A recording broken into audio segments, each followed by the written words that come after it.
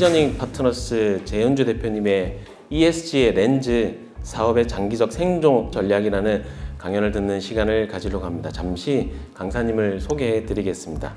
재현주 대표님은 카이스트에서 공부를 하신 뒤에 컨설팅, PE 투자 등을 거치셨고 현재는 국내 최고 임팩트 투자회사인 인비저닝 파트너스의 대표를 맡고 계십니다. 보통의 투자 관련 분들과 다르게 투자 직장 일에 대한 책도 쓰셨고 약 10권의 책을 번역도 하셨습니다.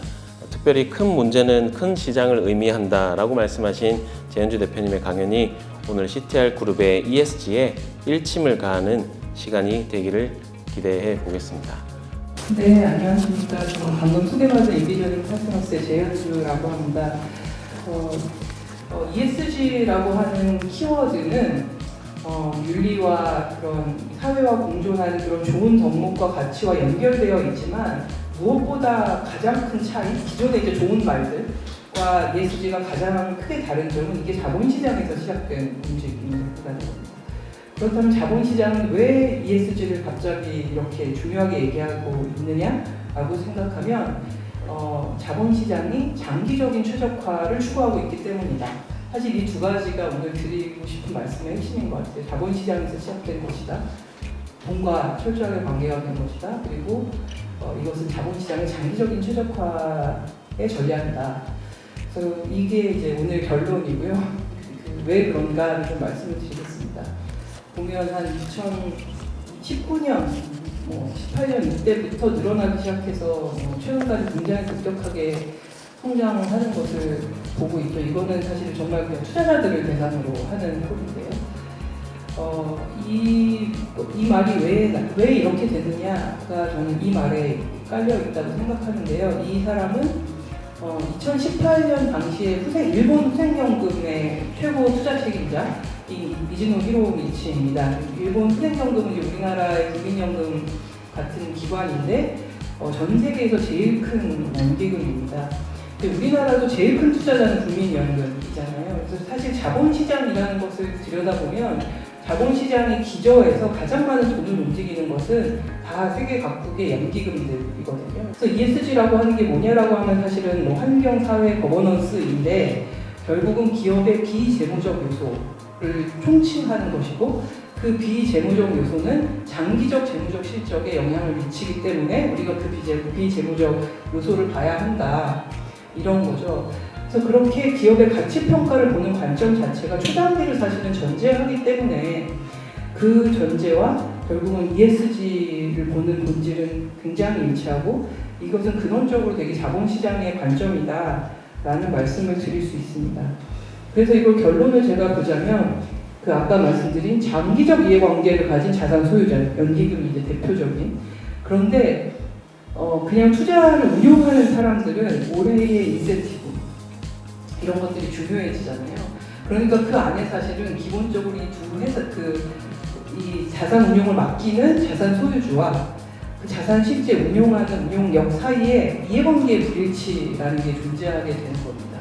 그래서 이걸 그냥 맡겨두면 안 되고 자산 소유주 레벨에서 니네 ESG를 봐야 돼 라고 하는 KPI를 주어야만 그렇게 움직인다. 그래서 그것을 깨닫기 시작하는 거죠. 자산 소유주가. 그렇게 해서 자본시장에서 돈을 움직이는 운용력들이 그걸 고려하기 시작하면 당연히 자본시장에서 자금을 조달해야 되는 기업들도 그것에 따라서 움직이게 되고 그래서 결국은 오늘날과 같이 ESG가 굉장히 급부상하는 그런 흐름이 만들어졌다라고 이해하시면 좋을 것 같습니다. 등급의 상향 평준화가 일어나기 시작했거든요. 근데 그러고 나면 그 다음에 뭐가 올 것이냐 사실은 이런 질문이 있는 거죠. 근데 ESG가 이제 점점 더 말하자면 시장의 보편적인 기준이 돼서 모든 투자자가 그걸 하기 시작하면 어떤 투자 기관이 얼마나 ESG 투자를 잘 하느냐를 분별할 수가 없게 되잖아요. 등급이라고 하는 건 다 비슷비슷하니까요.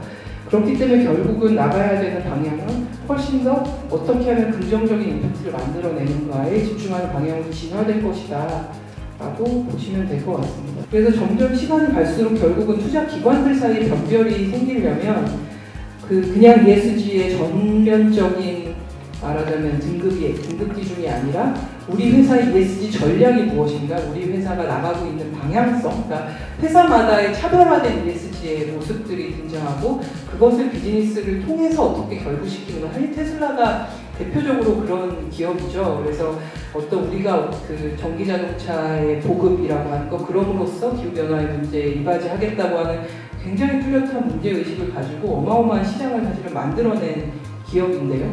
그런 방식의 말하자면 가장 공격적인 형태의 ESG 경영까지가 가능해지는 것이고, 이제 모든 회사는 그 어딘가 스펙트럼 안에 모여 있을 텐데 점점 이제 그런 방식이 그 특화된 사업의 경쟁력으로서의 ESG 전략을 가져가는 기업들이 더 선진적이고 발전된 ESG 투자자들의 선택을 받게 될 것이다. 이런 말씀을 드릴 수 있을 것 같습니다. 당연히 나쁜 것을 하지 않는 것은 기본이고, 그 다음에는 결국 우리의 사업이 실제로 ESG 관점에서 어떤 문제를 해결하고 있고 어떻게 성장해 나가는가를 정의하는 것. 그래서 환경에 일어나는 변화는 사회에 영향을 미치고, 사회에 일어나는 변화는 시장에 영향을 미치고, 거꾸로도 마찬가지고요. 그래서 저는 장기적으로 좋은 투자를 한다는 것은 이 연결을 인지함으로써 미리 대처하고 포착하는 것이다 라고 보는데요. 아마 이것은 장기적으로 좋은 경영 역시 그럴 것이라고 생각합니다. 큰 문제는 곧 큰 시장이다 라고 하는 그 믿음을 가지고 있습니다. 사실이라고 생각하고 저희 회사가 투자하는 전략 기본에 이제 그게 깔려 있는데요. 그래서 결국 기후변화라는 것이 사회, 시장, 환경의 연결성을 증폭해서 보여주는 거대한 문제고, 그렇기 때문에 어마어마한 시장을 만들어낼 것이다. 뭐 파리 협약에 따라서 2050년에 이 넷제로라고 하는 걸 달성을 하려고 하면 매년 2.4조 달러의 투자가 필요하다고 합니다. 매년 2.4조 달러의 투자가 필요하다는 것은 어떤 관점에서는 그만큼 비용을 써야 된다는 거지만 결국 그만큼의 새로운 시장이 계속 생겨난다는 의미이고, 그래서 결국은 이런 거대한 위기가 거대한 부의 이동을 만들고 거대한 시장의 새로운 기회들을 만들어낼 텐데요. 그 안에서 전략을 정렬시키고 사업의 방향성이 만들어진다고 하면 그것이 결국은 가장 높은 차원의 ESG 경영과 연결되지 않는가 싶습니다.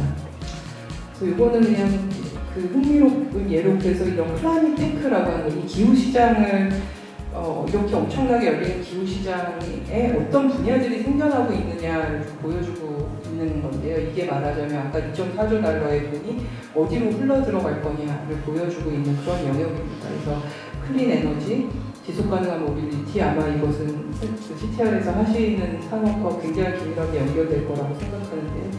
기후 스마트 농업, 순환 경제 등등 이런 영역들이 새롭게 부상하고 있는 그런 새로운 기회이고 시장이고, 그래서 ESG 경영이라고 하는 것을 많은 기업들은 아직 그 추가적인 비용 요소라고 받아들이시는 것 같아요.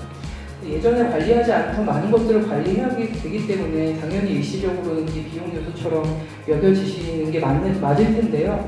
궁극적으로는 사업 전략이 이러한 새로운 기회들과 정렬되기 시작하고 그런 ESG라는 것의 렌즈로 새로운 시장을 바라보면 그것이 그냥 비용이 늘어나는 관리 요소의 문제가 아니라 새로운 기회를 향해 가고 회사를 훨씬 더 빠르게 성장시킬 수 있는 그런 기회들을 포착해낼 수 있는 굉장히 강력한 수단이 되지 않을까 이렇게 생각합니다. 네, 오늘 제 강의는 이것을 마치겠습니다. 감사합니다. 네, 대표님 강의 감사합니다.